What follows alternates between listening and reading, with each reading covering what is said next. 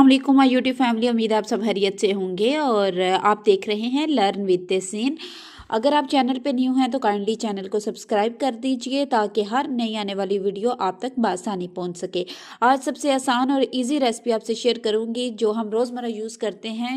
चपाती बनाने का तरीका हम सीखेंगे, जो कि बनाना बहुत आसान है। सबसे पहले मैंने आटे को अच्छे तरीके से गूंद लिया है। गूंदने के बाद मैंने यहाँ पे थोड़ा सा खुश्क कर लिया है और एक आटे का मैंने जो है वो पेड़ा बनाया है। फिर उसको जो है ना वो थोड़ा मतलब उसको स्ट्रेट किया। स्ट्रेट करने के बाद जो है वो मैं अब उसको बेल रही हूँ।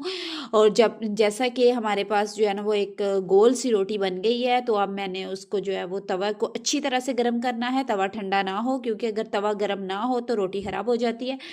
तो अब जो है वो तवा मेरे पास गर्म हो गया है। रोटी की एक साइड में जो है वो अच्छे से पक गई है, तो मैंने उसको पलट लिया है। अब रोटी पकाने वाला जो है उसमें इसको रोटी को पका रही हूँ दोनों साइडों से।